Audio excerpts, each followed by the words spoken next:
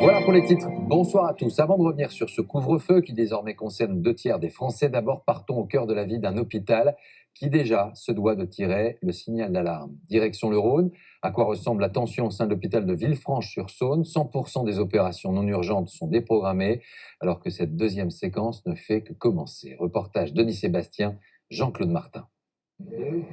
Les mêmes scènes, les mêmes gestes qu'il y a un peu plus de 6 mois.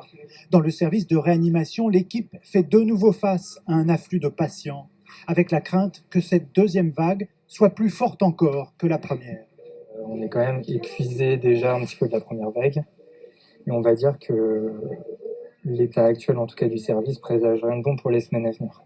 Il y a pourtant plus de lits de réanimation, 18 en tout contre 8 habituellement, mais tous sont occupés, plus de la moitié par des patients positifs au Covid. On a l'impression qu'on part dans quelque chose dont on n'a aucune idée de l'ampleur que ça va pouvoir prendre et qu'on a l'impression d'être au début, que ça va déjà très vite et qu'on est déjà à saturation. Mais tous les jours en fait. Il va falloir du personnel en plus tous les jours. Principale difficulté, trouver du personnel en nombre suffisant. Il faut en permanence ajuster les plannings. Je vais revenir sur certains congés. Après, on ne pourra pas revenir sur tous. Il faut aussi qu'on se repose. On n'est pas remis de la première vague, qu'il y a la deuxième maintenant. Dans les autres services, la situation n'est pas meilleure.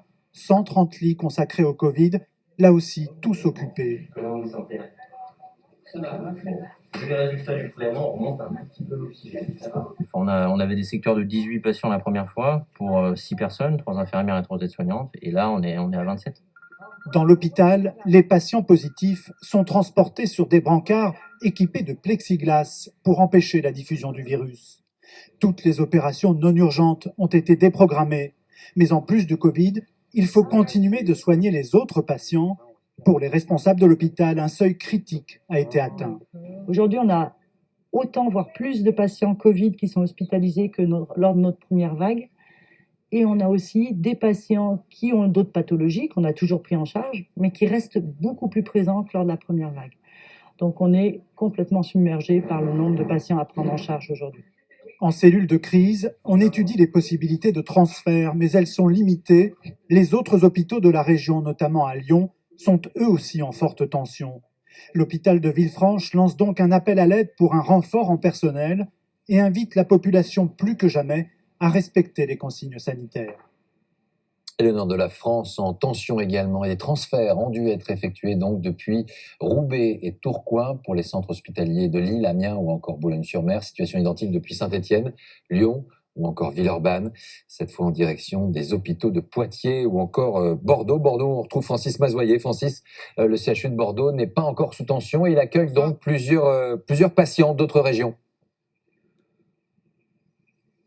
Alors Laurent, je me trouve ici à l'aéroport de Mérignac où 2 avions médicalisés en provenance de Saint-Étienne se sont posés à 14h et 18h avec à leur bord 4 malades du Covid en réanimation, des patients en situation de détresse respiratoire grave, mais dont l'état a été jugé suffisamment stable pour leur permettre de voyager en toute sécurité, accompagnés bien sûr par une équipe médicale. Ici à Mérignac, ils ont été pris en charge par des médecins du SAMU, direction le service de réanimation du CHU de Bordeaux qui compte environ 120 lits, un taux de malades du Covid de 17% seulement, ce qui a permis cette capacité d'accueil sans avoir à déclencher le plan blanc, sans avoir à déprogrammer des opérations. Sachez que lors de la première vague, une quarantaine de patients malades du Covid avaient ainsi été transférés vers la région Nouvelle-Aquitaine. Merci Francis. C'est la particularité de cette deuxième vague. Si l'on observe la carte, elle est beaucoup plus diffuse sur une grande partie du territoire. Les chiffres de la contamination confirment l'intensité de l'épidémie avec plus de 42 000 nouvelles contaminations. Le directeur général de l'assistance publique hôpitaux de Paris, Martin Hirsch, s'interrogeait il y a quelques heures sur un impact encore plus violent de cette nouvelle séquence. De mars à aujourd'hui, décryptage Yann Benzina, Nathan Rama-Hérisson et Pascal Caron. 2 premiers ministres, 2 adresses aux Français sur la crise sanitaire. Le 28 mars dernier, Édouard Philippe. Le 22 octobre, Jean Castex. Les 15 premiers jours d'avril seront difficiles. Les semaines qui viennent seront dures. Nos services hospitaliers vont être mis à rude épreuve. Si l'on veut comparer les chiffres de l'épidémie entre les deux interventions, seul le nombre de patients Covid hospitalisés est une mesure pertinente. Au 28 mars, il s'élève à 17 580. Au 22 octobre, la courbe n'est pas aussi haute, mais elle prend le même chemin, 14 009 patients. Alors, quelle gravité attendre de cette deuxième vague? Pour le directeur des hôpitaux de Paris, Martin Hirsch, le constat est sans appel.